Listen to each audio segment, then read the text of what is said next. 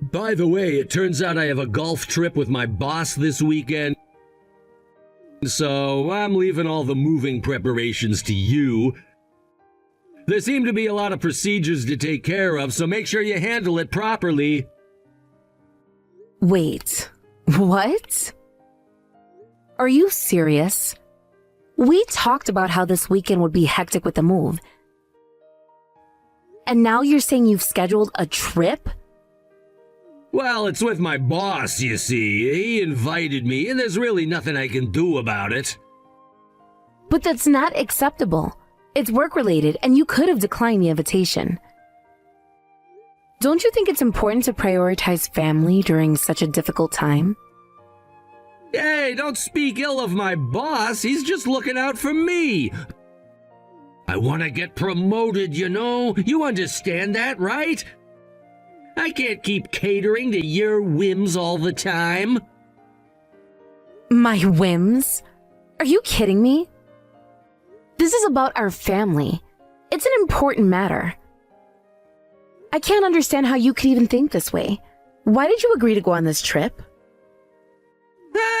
I'm the one who can't understand your reasoning. Are you saying I should prioritize you over my job? Seriously, you're acting like a tyrant. It's kind of scary. That's not what I'm saying. Look, Derek, you've been acting strange lately. Ever since we decided to buy a new house, your attitude has changed. You never used to talk like this. What? You're imagining things. I'm working hard to support our family. You should also try to understand my perspective and make some effort. Well, I'm trying my best too. I'm working hard for the family, just like you. If that's the case, then you should be able to understand me too. So instead, I'll have my parents help out. You could take care of everything else yourself. And by the way, I'm heading out for a drinking party now. Wait, another drinking party today? You said you would be home for dinner. I've already cooked. Come on, Derek, are you even listening to me? This is getting ridiculous. Look, this is just how it is. I need to maintain good relationships with my boss and colleagues. You know how important networking is in my line of work? This trip could lead to future opportunities, and I can't just turn it down. But what about the move? What about us? I thought we were in this together. Don't you care about how stressed I am about all these preparations? It feels like you're putting your job before our family. I understand that it's stressful, but there are things I need to do to secure our future. The new house is a big step for us, and I want to ensure that we're financially stable. Sometimes sacrifices have to be made. Sacrifices? Is that what you call it? Sacrificing time with your family for a golf trip? I thought we agreed to work together to make this transition smooth for everyone involved. I feel like I'm the only one invested in this process. You know that's not true. I'm doing this for all of us. Can't you see that? I'm trying to build a better life for us. It's not just about the golf trip. It's about my career progression. Derek, your career is important, but so is our family. I need you here with me. I can't handle this alone. I thought we were partners, but lately it feels like you're just going through the motions. Your absence during such a critical time is not just disappointing, it's heartbreaking. Look, I get it, and I do care. I want what's best for our family, too. But you have to understand the pressures I'm under. I'm juggling a lot right now. I want to make sure we have everything we need for our new home and our future. I appreciate that you're trying to provide for us, but what good is it if you're not present? I don't want a life filled with material things if it means sacrificing our time together. I just need you here, supporting me as I navigate this process. I promise I'll be there for you once I return from this trip. It's just a weekend after all. We can tackle the moving preparations together once I'm back. Just give me this time. You don't seem to understand. A weekend feels like an eternity when I'm dealing with everything on my own. I thought we would be sharing these moments, and instead I'm left here to manage it all. It's not fair. I know it seems unfair, but you have to trust that I'm doing this for us. I promise it will pay off in the long run. The more effort I put into my job now, the more secure our future will be. Trust? It's hard to trust when I feel like I'm not a priority in your life. Every time you choose work over family, it chips away at that trust. You might not realize it, but it creates a rift between us. I never meant to create any distance. I care about you and our family more than anything else. I hope you can see that this trip is just a small part of the bigger picture. I just wish you'd see things from my perspective for once. I need you here. Not just physically, but emotionally. It's disheartening to feel like I'm going through this alone. I'm sorry you feel that way. I'll do my best to make it up to you. I'll make sure to be more involved once I'm back. Can you give me that chance? I'll try, but it's difficult. I want to believe that you care, but actions speak louder than words. Please, just think about how your choices affect us. I will, I promise. Just hang in there a little longer. All right, Derek. But I really hope you understand how much this means to me. I need you, especially now. I promise I'll be back before you know it, and we'll tackle everything together. Just try not to worry too much while I'm away. Okay, I'll do my best. But please, think about what I've said. I will. I promise to do better. You know, I saw you getting scolded by your mom again this morning. It's honestly hilarious how she calls you a terrible wife. It just proves that what I've been feeling all along wasn't wrong after all. Well, about that, I just can't take it anymore. Seriously, why do your parents have to live with us? They just moved in without asking and expect to live here with us. It's so frustrating. And what's worse is that I'm treated like some kind of servant. It's unbearable to have to deal with this every single day. If you're gonna be a good wife, you should at least have the kindness to let your in-laws stay in a new home with you. Your mom being strict is just her way of teaching you how to be a better wife. If you don't like it, you can just leave. Wait, are you serious? Of course! Do you think I'm joking? Go ahead and try leaving if you can. I've already filled out the divorce papers and handed them to you, right? You've got all the necessary documents with you, don't you? But let's be real, you won't actually go through with it. No one's gonna want to pick up a 30-something woman like you, especially not with your attitude. The chances of finding a second husband after a divorce are basically zero for you. Do you really think so? I absolutely do. If you think you can leave, then go ahead and try it. Just know that once you walk out that door, you're never coming back. Thank you. I'll be leaving right away, so goodbye. Wait, what? Hold on! You really aren't being cute right now, acting all stubborn like that. No, I'm not acting stubborn. I really mean it. I'm leaving, so goodbye. You're actually serious? Yes, I am.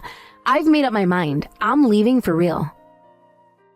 But you can't can't just throw everything away like that. What about the life we built together? Life? What life? Living like this, being treated like a maid in my own home? That's not living at all. I refuse to put up with this kind of nonsense any longer. You really think you could just walk out of here and find a better life? Who do you think will take you in? You'll be back before you know it. You don't know that. I'm done with this. I can't keep living in a situation that makes me miserable. I've reached my breaking point, and I deserve to be happy. Sure, go ahead and say that, but you know deep down you'll regret this. It's not as easy as it sounds. What will you do when you realize you've made a huge mistake? It won't be a mistake. I'm ready to take the leap. I deserve to live my life without constantly feeling like a burden. But you're acting impulsively. If you really thought this through, you could lose everything. I'd rather lose everything than keep living this way. I want a chance to start over, to find a life where I'm treated with respect. You're acting like a child, making decisions without considering the consequences. Is this really how you want to handle things? I'm not a child. I'm taking control of my life for once. I won't let anyone dictate how I should live. Fine. Do whatever you want. Just remember, you're the one making this choice. I will, and I'm excited about it. You really think you're going to find a better situation? Yes, I do. Well, good luck with that. Thank you. Just don't come crying back to me when you realize how tough it is out there. I won't. It'll be fine. Hey, Hadley, where the hell are you? Get back home right now! What? We're divorced, remember? So can you stop giving me orders? You don't have that right anymore. What do you mean? You haven't paid the mortgage even once! Am I supposed to pay for everything now? Yes, that's the case. Is that shocking to you? This is your house where you and your parents are living, right? It's only natural that you should pay the mortgage for your own home. I don't understand! Weren't you the one paying for it? No, I wasn't. I noticed something was off with you, and I thought it was strange. So I decided to hold off for a bit and trust my instincts. And sure enough, your parents moved in. To make matters worse, they seem to think I'm some kind of servant, using me however they please, while you're just as useless. I have no money to pay for the happiness of such people. What the hell? I thought I could happily live here because you bought the house! My parents were really happy about it too! I submitted the divorce papers and changed the ownership to your name at that time. Since you haven't paid the mortgage even once, it's all on you now. If you want to keep living here, you should just pay the mortgage yourself. It'll be a tough road ahead, but your paying the mortgage will allow you to maintain your family's happy lifestyle, right? You should completely abandon any naive thoughts about needing my help. You just need to figure it out on your own. There's no way I can afford that! I have various expenses besides my family! Huh? That's just being spoiled. You've been depending on me all this time while using all your money for your own whims. From now on, you'll have to handle everything yourself, from your parents to the mortgage. If you can't do that, then you should give up on having a happy life. It's impossible! I want to go golfing with my boss, too! There's no way I should have to pay the mortgage. I didn't buy the house with this in mind. Then you should reflect on your actions. You have relied on me for everything, from household matters to living expenses, while you've been spending all the money you earned on yourself. The fact that you mistook me for your servant is just your bad luck, What can I do about that? You're the one who's capable and can handle everything. And you don't have any expensive hobbies, so why can't you manage this? I just made you cook because you said you enjoyed it. You've been able to do what you like, right? Huh? Get your facts straight, you jerk. I won't happily cook meals for a worthless person like you who does nothing for the family. On top of that, your mother keeps complaining and trying to adjust the seasoning to her taste, making the food taste ridiculous. After she messes everything up, she blames me for it. You've always been on your mother's side, and if you thought I was enjoying cooking in that environment, then your perception is completely off. That's awful. You didn't have to say all that. I'm just working hard and using that money to have some fun. If I can't get along with my mother, it's your fault. In that case, I'll also use the money I earn for myself. I can't keep spending money on groceries for your parents and wasting my time cooking. I won't be paying the mortgage for a house where such people live comfortably anymore. Why do you have to say it like that? Fine, let's have a talk about this. Talk face to face with your parents. If we do that, we'll definitely be able to understand each other better. Understand each other? That's impossible. And even if we could understand each other, what would that accomplish for me? There's no benefit for me in that. What you want is an understanding. You want to keep using me as your servant to your advantage. You just want to manipulate me, but your words don't resonate with me at all. Why would you think that? I wouldn't bother contacting you like this if I didn't want to try again. I wouldn't send a message like this if I didn't want to get back together. I don't want to get back together with you, and I'll say it clearly. You just want to make me your servant again. Your methods are sickening, and don't think I'm clueless about everything. What are you talking about? You'll understand eventually. Now, let's break this down a bit more. I can't believe you have the audacity to act like this after everything that's happened between us. I remember when we first moved into this house, I thought it would be a fresh start for both of us. But then your parents moved in and everything changed. I felt like I was being suffocated. You might not see it, but it felt like my life was no longer my own. I was constantly walking on eggshells, trying to please everyone but myself. Do you even realize how it felt to have your parents dictate what goes on in our home? It was supposed to be our sanctuary, a place where we could create our own memories and build our lives together.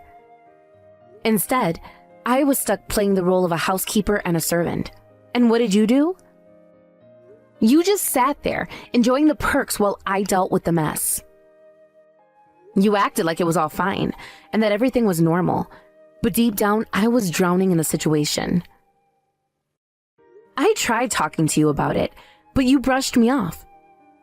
You'll get used to it, you said. They're just trying to help. Help? What kind of help is it when I'm the one who ends up doing all the work? I felt so alone in that house, alone in our relationship. The fact that you didn't see that really hurt me. And now you come here, demanding that I pay for a house I don't even want to live in anymore. You've got to be kidding me. You act like I owe you something. Like I should feel grateful for the life you've given me. Newsflash, I'm not grateful. I've spent too long putting up with your selfishness and your parents' interference in our lives. I'm back, Hadley. I'm all set. Cameron! Thank you. Finally, this moment has come. Yeah, it really has. You've worked so hard. You've endured so much with that worthless guy. Your in-laws just moved in without permission and treated you like a slave. I would have been tempted to call the police if I were in your shoes. Thanks for understanding. You have no idea how many times I almost lost my mind during all of this. But now I can finally get my revenge. And I intend to make him regret treating me like this. Once this is all over, I'm going to find my own happiness. And thinking that I can finally put this behind me actually makes me feel amazing. That's right. At first, I was really worried about whether I should tell you or not, but I guess it was the right choice after all, right? Of course. I'm actually really grateful to you for this. You see, I originally felt something was off, but I just ignored it and pretended not to notice. If I had continued doing that, I would have ended up living a life of enduring all that forever. I would have kept putting up with the bullying and petty remarks from those awful in-laws. And you were the one who saved me from that. That might be true, but... Plus, you didn't just shock me, you also proposed solutions. I'm really thankful for that. I'm glad to hear you say that. Some people might say it's better not to tell the person directly. They might think, what's the point of telling them? It's just mean-spirited. But with everything you've been struggling with regarding your own parents, I wanted to show you that this family dynamic is strange. And I wanted you to be happy with someone who truly deserves you. Yeah, I can definitely feel that sentiment. Thank you for always thinking about me. You've really helped me a lot with this situation. Just a little bit longer. I appreciate your support. Hey, Hadley! What the hell is this? Why did you send me something like this? Why, you ask? Well, it's because I'm expecting you to pay me some compensation. It's not, huh? Of course it is. After all, you were involved with another woman while you were married to me. How do you know about that? And why are you sending me this now of all times? It's not now or later. This is about the time when we were married, so I thought I should settle things properly before cutting ties with you. What the hell does that mean? You send me something like this, videos and photos, and let my parents see them too. It's nothing but humiliation. Oh, is that so? Then maybe you shouldn't have done something that would end up being embarrassing from the start, huh? You adored me and excluded me from your parents' lives, and yet seeing your mistakes revealed should be nothing to worry about. That's a different story. When did you notice all this? I felt something was off from the beginning. However, my certainty changed when my best friend told me she spotted you with that woman at a fancy hotel lounge. What the hell? Why didn't I hear about this? Of course you wouldn't have. While you were off in your own world, my best friend turned pale and sent me proof with photos. She said, "Isn't that Hadley's husband with another woman, enjoying themselves in the hotel lounge? Surely that can't be right." Was it really me? You must be mistaken, right? It was definitely you, clear as day. Do you understand? You wore that outfit when you came home, and I remember how I felt when I chose that outfit for you. That's... My best friend was probably heartbroken over it too. She was conflicted about whether or not to tell me if she was really Hadley's husband, but she decided she couldn't keep pretending not to know when she was with me. She said if I was being deceived, I needed to know the truth and be able to find my own happiness. She even introduced me to a detective. Well, it's not like that's such a big deal. You're just overreacting. You women really have a way of making everything about yourselves. Isn't it normal for a guy to mess up sometimes? Don't try to brush it off like that. And why are you acting like you represent all men? Not every guy is like that in this world. If you're saying that seriously, then you're just a piece of trash. What are you talking about? Your father did the same thing, didn't he? That's why your family fell apart and you've been playing the victim, always fighting. You said that yourself. You know better than anyone that guys are like that. What are you expecting? So you really are that kind of person, huh? That's right. I grew up in a family like that. Both of them had other partners outside of the family, acting like victims, while I, as a child witnessing this, learned to be suspicious of people. That's why I picked up on your suspicious behavior rather quickly. It's ironic, isn't it? I didn't want to create a family like that, yet here I am, married to a guy who does just that. You're starting to understand, huh? That means you bear some responsibility too, right? You chose me after all! Do whatever you want. What did you say? I don't care what you think of me. Feel free to laugh at me as the poor, foolish woman who was betrayed by you with another woman. And that's the truth after all. I got hurt again because I caught a worthless man. But that doesn't change the fact that I'm the victim here. Don't change the subject! You chose me on your own, so realize that you were wrong and that it's your fault your husband was taken away by another woman. And just keep quiet. Don't do any more unnecessary things. So I'm telling you, do whatever you want. I already knew you were the self-centered type of guy. And that's why I believe getting a divorce was the right choice. So, I was prepared for you to come back at me like this. What? Do you even understand? So stop exaggerating. Whether or not to make it a big deal is up to you. I sent the same incriminating documents to your girlfriend too. Today is your day off, so I'm sure you two are fighting right now. Huh?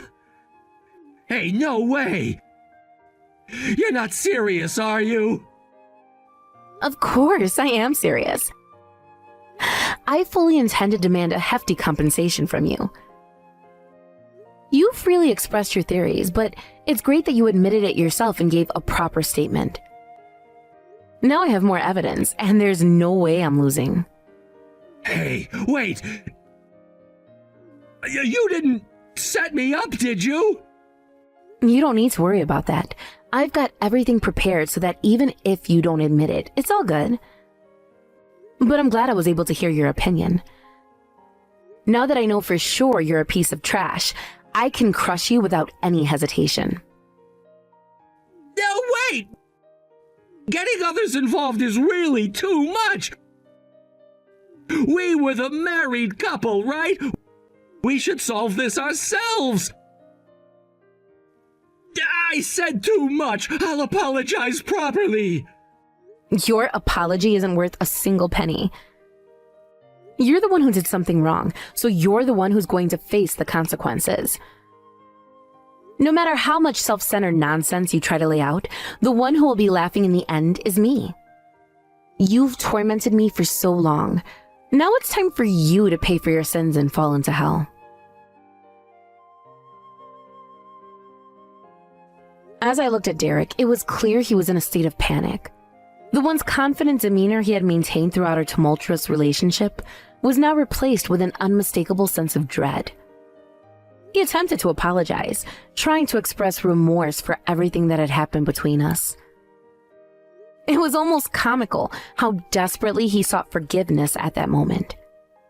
However, I couldn't help but feel that his apology was nothing more than an act of self-preservation. For me, an apology that seemed to be motivated by guilt and fear of consequences held no true value. I had endured so much pain because of his actions, and merely saying, "I'm sorry," would not erase the suffering I had experienced. So, instead of accepting his half-hearted attempt at reconciliation, I firmly asserted my demand for compensation. It was time for Derek to face the consequences of his choices, and I was resolute in my pursuit of justice.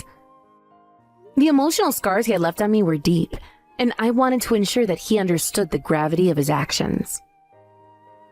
As I laid out my case for the compensation I deserved, I could see the despair wash over him. He realized that he was not in a position to pay me what I was asking for. The truth was, he had not only betrayed me, but had also accumulated financial burdens that he could no longer manage. With a heavy heart, I watched as he grappled with the reality that he and his family would now face the consequences of his betrayal. News quickly spread about the repercussions of Derek's actions. It wasn't long before I heard the whispers about his family's downfall. Unable to cope with the financial strain caused by the compensation I sought, they ultimately lost everything. Their home, their stability, and their sense of security all crumbled as a result of his choices. It seemed fitting in a way. They had treated me like I was expendable, and now they were experiencing a taste of the chaos they had inflicted upon me. I couldn't deny that a part of me felt a sense of satisfaction at the turn of events. Here was a man who had caused me immense emotional turmoil, and now he was facing the consequences of his actions. In a twisted way, it felt like poetic justice. After everything they had put me through, I couldn't help but think, serves you right.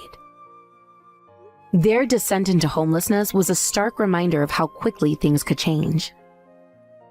The very individuals who had once held power over me, who had dismissed my feelings and my worth, were now struggling for basic necessities. It was a bitter irony that I found myself savoring. In the aftermath of this turmoil, I realized that I had emerged stronger. I had fought for my dignity and my right to be heard. No longer would I allow myself to be a victim of someone else's poor choices. Instead, I had taken a stand, demanding what was rightfully mine. It was a powerful realization that shifted my perspective on the entire situation. As Derek's attempts to apologize faded into the background of my life, I found myself contemplating the lessons I had learned from this ordeal. The pain he had caused me had been profound, but it had also ignited a fire within me. I was no longer willing to accept the treatment I had endured. This realization marked a turning point in my journey. I began to focus on rebuilding my life, using the strength I had gained from confronting Derek to propel me forward. I refused to allow his actions to define me any longer. Instead, I set out to create a future that was free from the shadows of my past. I sought support from friends and family, and they rallied around me during this challenging time. Their encouragement reminded me of my worth and helped me see that I was not alone. I began to embrace the idea that I could rewrite my narrative, crafting a story that was rooted in empowerment rather than victimhood. With each passing day, I found myself growing more resilient. I focused on self-care and healing, allowing myself the time and space to process everything that had happened. It was a journey filled with ups and downs, but I was determined to emerge from it all stronger than before. Derek's attempts at reaching out to me gradually faded into oblivion. I had moved on from the need for his apologies or explanations. I was no longer interested in his words. I was more concerned with my own healing and growth. I had learned that I deserved better, and I was committed to creating a life that reflected that belief. As I continued on this path, I found solace in the knowledge that I had taken control of my own destiny. I was no longer a pawn in Derek's game. I was the one holding the pieces. This sense of agency empowered me, and I started making choices that aligned with my newfound values. Derek's downfall, while unfortunate, was a reminder of the importance of accountability. He had taken advantage of my kindness and trust, and now he was facing the repercussions of his actions. I had no sympathy for his plight. After all, he had chosen to betray me. In my heart, I felt a sense of closure. The pain I had experienced was still present, but it was no longer a defining factor in my life. Instead, I began to view it as a catalyst for growth. I had learned valuable lessons about trust, resilience, and the importance of standing up for myself. With each step I took away from the darkness of my past, I felt lighter. The burden of Derek's betrayal began to lift, and I could finally breathe without the weight of anxiety pressing down on me. I was embracing my independence, and it felt liberating. Over time, I realized that this experience had transformed me in ways I hadn't anticipated. I became more aware of my worth and less willing to tolerate disrespect in any form. I had emerged from the fire, forged into a stronger version of myself. Derek's name slowly faded from my thoughts, replaced by a newfound sense of purpose. I began pursuing my passions, setting goals for myself that were aligned with the person I had become. Each accomplishment, no matter how small, was a testament to my resilience and determination. I found joy in the little things, spending time with friends, exploring new hobbies, and investing in my own personal growth. I was no longer defined by my past. I was crafting a future that was filled with hope and possibility. As I looked ahead, I could see a life that was vibrant and full of opportunities. I no longer felt the need to dwell on the negativity that had once surrounded me. Instead, I embraced the idea that I was the author of my own story, and I had the power to shape it as I saw fit. In the end, Derek's downfall served as a reminder that life had a way of balancing the scales. While I may have experienced pain and suffering, I had also discovered strength and resilience. I was grateful for the lessons learned, and I looked forward to the future with optimism.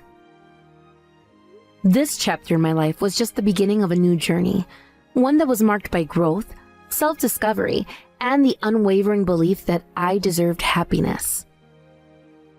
No longer would I allow anyone to dictate my worth. I was taking the reins, and I was excited to see where this journey would lead me. With each new day, I was reminded of my power and my potential. I had weathered the storm, and now I was ready to embrace the sunshine. The future was bright, and I was determined to make the most of it. I had come so far, and there was no turning back now. In this newfound sense of freedom, I found the courage to explore uncharted territories of my life. The possibilities were endless, and I was ready to dive in headfirst, fueled by the knowledge that I had the strength to overcome anything that came my way. So, as I moved forward, I carried the lessons learned from this experience with me. I was a survivor, a warrior in my own right, and I would not let the past dictate my future. I had reclaimed my life, and I was ready to write the next chapter with purpose and passion.